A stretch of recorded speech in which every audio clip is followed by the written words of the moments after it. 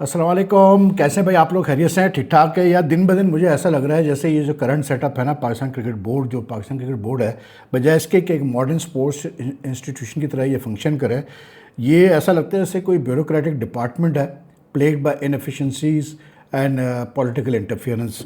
इसलिए क्योंकि मतलब आज जो खबर आई है ना, वो कमाल है यार। मतलब अगर अगर सही है बात, तो मैं तो बिल्कुल यही कहूँगा कि फिर वैसे ही पाकिस्तान क्रिकेट बोर्ड से यही शिकायत रहती है कि भाई लैक ऑफ अकाउंटेबिलिटी है पाकिस्तान क्रिकेट बोर्ड में, एब्सेंस ऑफ ट्रांसपेरेंस ऑडिट्स है, फाइनेंशियल डिस्क्लोजर्स है, और सबसे बड़ी बात ये इंडिपेंडेंट ओवरसाइट है। ठीक है ना, ये सब मिसिंग है। और इंडिपेंडेंट ओवरसाइट ये सब मिसिंग है पाकिस्तान क्रिकेट बोर्ड के अंदर। ऊपर से अब ये खबर आ रही है कि जी वो जो कल नया सिस्टम अनाउंस किया है सेंट्रल कॉन्ट्रैक्ट्स का, कि जी प्लेयर्स को स्पेशल मतलब स्पेशलाइज कैटेगरीज कर दी गई है। ए एंड बी जो है वो, उसमें सिर्फ वाइट बॉल और रेड बॉल दोनों प्लेयर्स होंगे।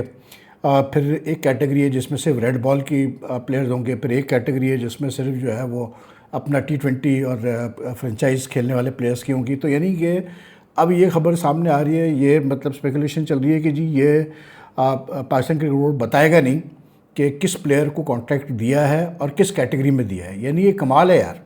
ये इससे ज़्यादा कोई आप मतलब जो है ना अम्यूजिंग बात आप सुन नहीं सकते। मतलब एनी रीज़न कोई दे दे पाकिस्तान क्रिकेट बोर्ड के, जी हम नहीं बताएंगे आपको, इसलिए नहीं बताएंगे। क्या पाकिस्तान क्रिकेट बोर्ड क्या कोई मतलब कोई आसमान से उतरा हुआ इदारा है भाई, कि इसकी कोई अकाउंटेबिलिटी नहीं है, कुछ नहीं है? वैसी अकाउंटेबिलिटी नहीं है। आप इनसे पूछ लें, अभी एक सेनेट स्टैंडिंग कमेटी के सामने गए थे, वहाँ पर PSL के फिगर्स देके आ गए। ये नहीं बताया, किसी को नहीं पता कि वो ऑडिटेड फिगर्स है, PSL के अकाउंट्स आखिरी कब ऑडिट हुए। वो मतलब सलमान नसीर साहब आजकल बिल्कुल अंडरग्राउंड गए हुए हैं, गायब है, वो सीन पे ही नहीं आ रहे हैं, जो PSL के चीफ एग्जीक्यूटिव है। ठीक है, कुछ नहीं पता PSL 11 में क्या हुआ है, 10 में क्या हुआ है। अभी तो सुना है कि PSL 10 के मामला जो है वो रैपअप नहीं हुए हैं। तो ये लैक ऑफ अकाउंटेबिलिटी वैसी चल रही है, ये lack of transparency, financial transparency वैसी चल रही है, कोई इंडिपेंडेंट देखने वाला नहीं है। ठीक है ना, ऊपर से ये जो आप कह रहे हैं कि हम ये मतलब नहीं बताएंगे कॉन्ट्रैक्ट का, तो this is all part of this same lack of transparency and accountability. और क्या है मुझे आप बताएं ना, मतलब कोई एक चीज़ बता दो भाई जो इस क्रिकेट बोर्ड में सही चल रही हो, मुझे बता दो। अभी मुझे ये पता चला, एक तो सबसे बड़ा इनके साथ इशू ये है कि भाई आपने अगर एक नया सिस्टम इंट्रोड्यूस किया है सेंट्रल कॉन्ट्रैक्ट्स का, उसके पीछे जो भी वजह थी, अरे सही एक्सप्लेन तो करो यार, खुल के बात तो करो। अब मुझे जो पता चला ये पता चला है कि ये जो डॉक्टर जावेद मोगल है, जो हेड जिनको इन्होंने रखा है मेडिकल मतलब पैनल पे, इन्होंने बेसिकली ये बात रेस की कि जी ये जो मतलब पहले जो फिजियो था पाकिस्तान टीम का, ये बंदा जो है सही काम नहीं कर रहा था, और ये कुछ प्लेयर्स को फेवर वगैरह करता था, तो फिटनेस का पता ही नहीं चलता था, और बहुत सारे प्लेयर्स मतलब अनफिट खेल जाते थे। उसको तो फारिग कर दिया। ठीक है जी। अब उसके बाद जो है इन्होंने कहा कि जी अब जो है ना हमारी टीम इसलिए नहीं परफॉर्म कर पाती है क्योंकि हमारे फिटनेस लेवल्स ही नहीं है लड़कों के। चलो जी ठीक है जी, कोई मसला नहीं है। अच्छा मतलब बात तो गलत नहीं की इन्होंने, सही बात की डॉक्टर जावेद मोगल ने, कि जी जब फिटनेस ही नहीं होगी तो आजकल मॉडर्न डे क्रिकेट में जहाँ इतनी क्रिकेट हो रही है, अगर आप फिट ही नहीं है तो आप कैसे मैच करेंगे दूसरे मतलब मुल्कों के प्लेयर्स को। ठीक है ना, वो भी बात ठीक है। तो इसलिए ये सजेशन दिया गया है कि जी ये जो है ना सेंट्रल कॉन्ट्रैक्ट्स को बिल्कुल जो है रिवैम्प किया जाए, उसमें अब इस तरह से स्पेशलिस्ट कैटेगरीज में प्लेयर्स रखे जाए, और इनको बावर किया जाए कि डोमेस्टिक खेले, और फिटनेस टेस्ट अगर ये फिट होंगे तो खेलेंगे। ठीक है जी, करें आप, बिल्कुल, किसने मना किया आपको? आप इसको बेहतर एक्सप्लेन कर देते तो ज़्यादा बेहतर होता। लेकिन मसला वही है जो मैंने पहले ही कहा है कि जिन लोगों ने पिछले 2.5 साल में जो सही चीज़ें इम्प्लीमेंट नहीं कर पाए, जो सही मतलब एग्जीक्यूट नहीं कर पाए प्लान्स को, आप उन्हीं के थ्रू इसकी इम्प्लीमेंटेशन अगर चाह रहे हैं चीज़ों की, तो कुछ नहीं होना। दूसरा ये है कि भाई अगर आप मुझे ये बताएं कि अगर, सीधी सी बात है कि अगर आप चाह रहे हो कि चीज़ें बेहतर हो, तो उसमें अगर आप खुल के शेयर करेंगे लोगों के साथ तो उसमें कोई बुराई है भाई? अगर आप बताएंगे लोगों को कि किसको कॉन्ट्रैक्ट मिले, किसको कॉन्ट्रैक्ट किस कैटेगरी में मिले, इसमें छुपाने की क्या बात है भाई? मतलब मुझे बता दो। बात वही है कि यार मतलब जितनी आप चीज़ें छुपाएंगे उतना ज़्यादा जो है स्पेकुलेशन होंगी, उतने ज़्यादा रूमर्स होंगे, उतना ज़्यादा नुकसान पहुंचेगा पाकिस्तान क्रिकेट को। सीधी सी बात है भाई। तो मेरी तो बिल्कुल ही समझ में आया कि ये नई कहानी कहाँ से आ गई कि जी मतलब दुनिया भर में कहीं ऐसा होता है कि कोई क्रिकेट बोर्ड सेंट्रल कॉन्ट्रैक्ट की लिस्ट अनाउंस करता है और वो ये नहीं बताता कि किस प्लेयर को सेंट्रल कॉन्ट्रैक्ट हमने दिया है और किस कैटेगरी में दिया है। कहीं होता है ये? मुझे बता दें आप, कहीं नहीं होता है। ये एक नया जो है चैप्टर लिखने जा रहा है पाकिस्तान क्रिकेट बोर्ड जो है। आप ये देखें कि इनकी मतलब सबसे बड़ा मसला ये है कि ये क्रिकेट माइंड्स की बातें करते हैं। ये जो आपके मतलब चेयरमैन साहब हैं, ठीक है भाई, फॉर्मर क्रिकेटर्स को बोर्ड में रखने में कोई बुराई नहीं है, बिल्कुल ठीक है आप रखते हैं, लेकिन भाई कम से कम पहले आप जब फॉर्मर प्लेयर्स को एलिवेट करते हैं एडमिनिस्ट्रेटिव रोल्स में, पहले आप ये तो देखेंगे भाई उनके पास वो एक्सपर्टीज़ भी है जो रिक्वायर्ड है उस जॉब के लिए, उस पोजीशन के लिए, ये तो देखें ना। मिसबा को हेड कोच बना दिया गया पाकिस्तान का विदाउट एनी क्वालिफिकेशन, सरफराज को हेड कोच बना दिया गया विदाउट एनी क्वालिफिकेशन। मतलब यार कितने ऐसी मिसालें हैं मुझे बता दें। वहाब रियाज अब मेंटोर बने हुए हैं वेमेंस टीम के, इसलिए क्योंकि जी वो मतलब कोई टेक्निकल इश्यूज़ हैं, अगर उनको हेड कोच की पोस्ट देते हैं तो फिर एडवर्टाइज़ करनी पड़ती, तो उनको उन्होंने मेंटोर बना के भेज दिया, उनका भी कोचिंग एक्सपीरियंस नहीं। तो मसला ये है कि भाई ये चाह क्या रहा है ये पाकिस्तान क्रिकेट बोर्ड, मेरी तो समझ में नहीं आ रहा है यार, मेरे तो बिल्कुल पल्ले नहीं पड़ रहा कि ये चाह क्या रहा है। ऊपर से फिर ये आता है कि जी चेयरमैन साहब कहते हैं कि मैं तो मेरा अपना पर्सनल जो ओपिनियन है वो ये है कि प्लेयर्स के फिटनेस टेस्ट को पब्लिक किया जाए, जो उनके रिजल्ट्स आते हैं उसको पब्लिक किया जाए, which are suppose to be confidential. तो भाई जब आप प्लेयर्स के फिटनेस टेस्ट पब्लिक करने को तैयार हो, कर दो, कोई वो नहीं है। तो जो आप उनको कॉन्ट्रैक्ट्स देंगे या किन प्लेयर्स को देंगे वो बताने में क्या प्रॉब्लम हो रही है आपको भाई? क्यों? क्योंकि पीछे जो है वो आगे पीछे करना है आपने, इसलिए क्योंकि फिर सवालात उठेंगे, उंगलियां उठेंगी, इसलिए कि आपको भी पता है कि अभी ये कहने में बड़ा आसान है कि हम ये कर रहे हैं, हम वो कर रहे हैं, सेंट्रल कॉन्ट्रैक्ट डिजर्विंग देंगे, ये देंगे, लेकिन आपको पता है अभी प्लेयर जाएंगे अपने एजेंट्स के पास, अपने लॉयर्स के पास, फिर मसले खड़े होंगे कि जी प्लेयर कहेगा जी आपने मुझे क्यों एक ही कैटेगरी में रखा है, मैं तो सारे तीनों फॉर्मेट खेलना चाहता हूँ, मैं फिर देखना चाहता हूँ कैसे नहीं प्रेशर आएगा पीसीबी के ऊपर फ्रॉम सर्टन प्लेयर्स, उनके चाहने वाले प्रेशर नहीं डालेंगे पीसीबी के ऊपर कि जी इसको डालें आप इस कैटेगरी में। मैं देखना चाहता हूँ कि आप कैसे शादाब खान को सिर्फ T20 में रखेंगे, आप T20 फ्रेंचाइज कैटेगरी में रखेंगे, उसको बाकी कैटेगरी से हटा देंगे। तो ये सब कहने की बातें यार, अभी जब ये होगा प्रैक्टिकली, इसलिए ये जो है ना अब ये बातें छुपाना चाह रहा है, क्योंकि ये बड़ा वावेला मचेगा। अभी आप देखेंगे जब ये सेंट्रल कॉन्ट्रैक्ट का सिलसिला होगा, जब ये प्लेयर्स को डालना शुरू करेगी कैटेगरी में, बहुत वावेला मचने वाला है। आप देखते जाइएगा आप कितना मज़ा आता है यहाँ पर। फिर ये बात कर रहे हैं फिटनेस की और इसकी उसकी, भाई फिटनेस प्लेयर को फिटनेस मेंटेन करना लाजमी है, लेकिन जब आप खुद लाइक्स डिसलाइक्स पे फेवरेटिज्म पे चलेंगे, डिसीजन लेंगे आपके करते रहता लोग जिन्होंने चीज़ें देखनी है, तो then what do you expect यार, फिर प्लेयर क्यों फॉलो करेगा आपकी बातें? भाई मुझे ये बता दो ना।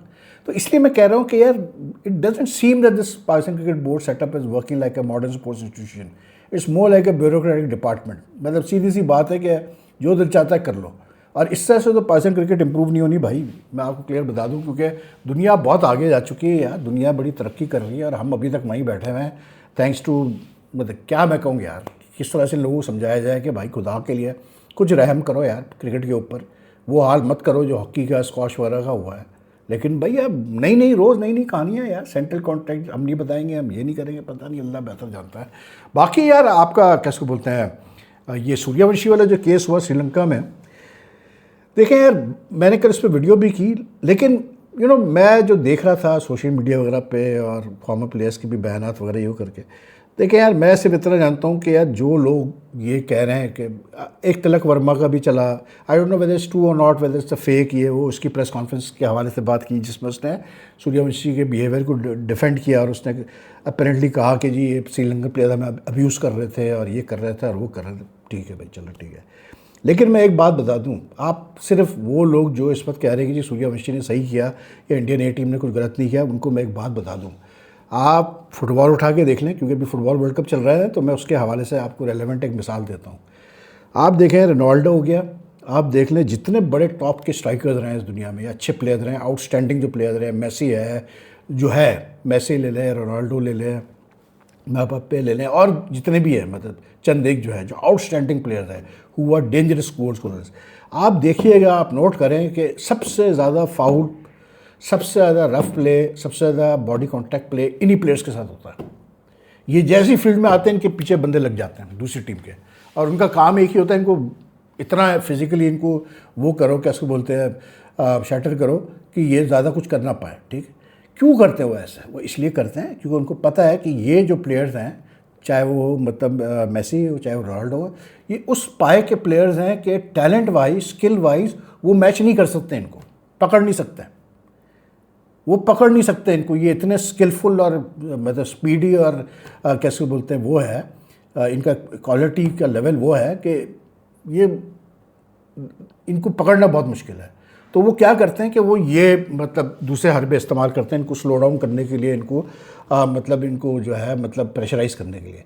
एग्जैक्टली यही चीज़ अप्लाई हो रही है, इस वक्त क्रिकेट में भी अप्लाई होती है कि जब कोई बड़ा प्लेयर आता है, कोई ऐसा प्लेयर होता है कि जिसको के पकड़ना मुश्किल होता है, चाहे वो बॉलर हो चाहे वो बैट्समैन हो, तो सामने वाली टीम हमेशा उसके साथ गेम्स खेलती है, उसको स्लेच करती है, उसको मतलब जो है ना मेंटली डिस्टर्ब करती है।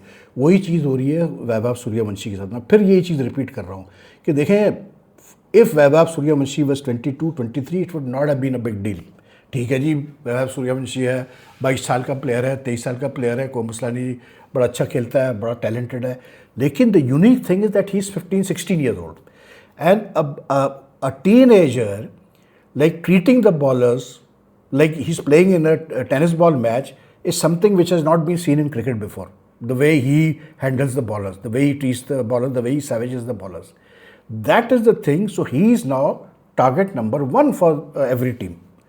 अब आप ये भूल जाएंगे उसके साथ कोई भी लिहाज करेगा। आपको याद होगा आईपीएल में एक मैच में उसके खिलाफ बाकायदा जो है ना बॉडी लाइन बाउंसर्स किए गए, जिस पे इरफान पठान ने कहा भी था कि यार ये ज़्यादती ये नहीं करना चाहिए, बच्चा है ये करके। लेकिन बच्चा अच्छा नहीं होता यार, जब आप इस लेवल पे आ गए, जब आप अपने मुल्क को रिप्रेजेंट कर रहे हैं, ए टीम को या सीनियर टीम को, तो फिर ये आईपीएल या लीग्स थोड़ी हो रहे हैं भाई मेरे। ये इंटरनेशनल क्रिकेट है, इंडिया ये ट्राई सीरीज़ हो रही है ए टीम्स की, तो वो नहीं बख्शेंगे श्रीलंका वाले।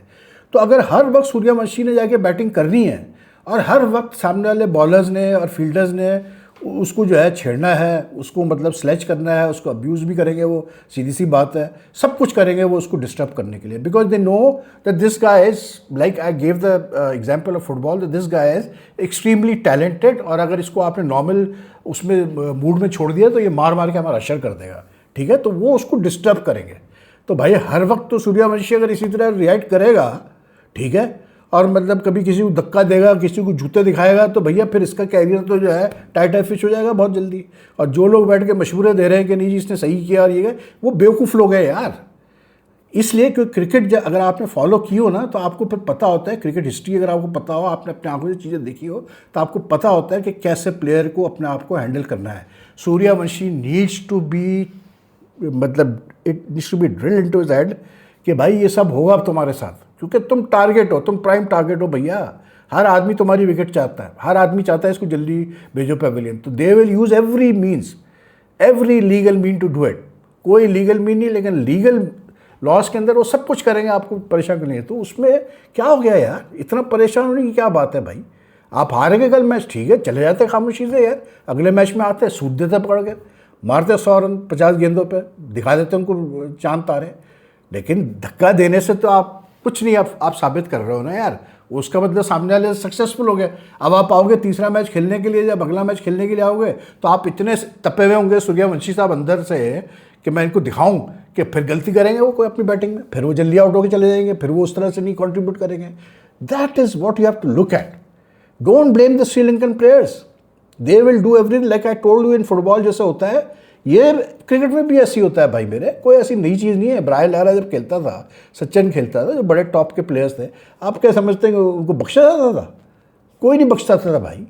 तो बात वही है कि ये बेवकूफ़ी की है इंडियन ए टीम ने। कल तिलक वर्मा ने बहुत इमेच्योर किस्म की हरकतें की है, और अगर उसने ये बातें की हैं प्रेस कॉन्फ्रेंस में, then I am very sorry. अगर यही चीज़ें इंडियन के प्लेयर्स करेंगे, मतलब जो ऊपर आ रहे हैं, तो फिर तो यार बात बनती नहीं। क्योंकि आप कितने भी टैलेंटेड हो, कितना भी टैलेंट पूल आपका अच्छा हो, लेकिन अगर आपका बिहेवियर अच्छा नहीं है, तो फिर आगे चल के आप मुसीबत में आएंगे। और ये मैं हमेशा कहता हूँ, कुछ साल पहले बांग्लादेश में हरमनप्रीत कौर जो वुमेंस टीम की कप्तान है, उसने बड़ी कुछ उल्टी सीधी हरकतें की थी with the Bangladesh cricket board and women's team captain, और कुछ नहीं किया बीसीसीआई ने। और मैंने उस वक्त भी कहा था कि ये गलत है।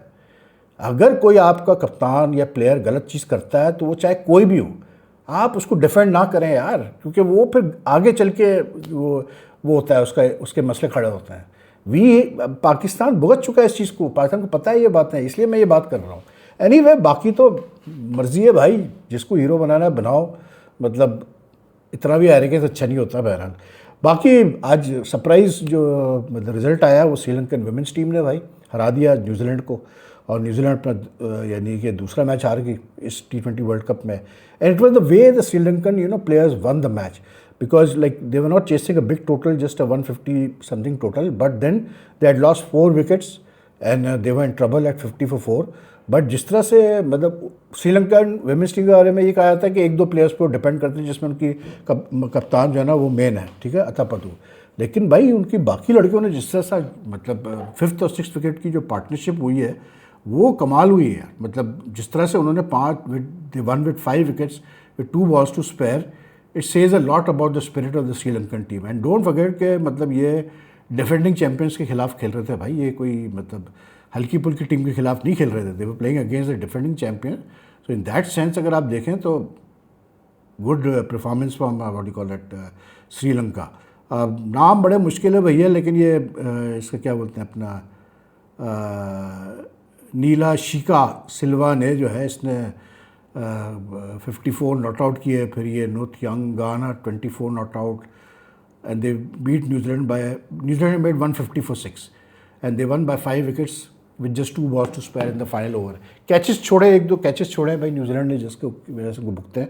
लेकिन New Zealand had won the women's T20 world cup in 2024, so it's a bit of a setback for them. लेकिन बहरहाल they are not in Pakistan group, तो मतलब पाकिस्तान पे तो उसका कोई असर नहीं पड़ेगा। लेकिन ये है कि it's upset win and that's a good win. तो लाइक इट जस्ट मीन्स कि Bangladesh and Sri Lanka are not teams to be taken lightly now. Anyway take care यार, आप अपना ख्याल रखें। अगर आपको वीडियो पसंद है तो लाइक एंड शेयर कीजिएगा ज़रूर, अपने कमेंट्स ज़रूर छोड़िएगा। Your comments like you know guide me a lot, help a lot. तो अपना ख्याल रखें। अल्लाह हाफिज़ जी।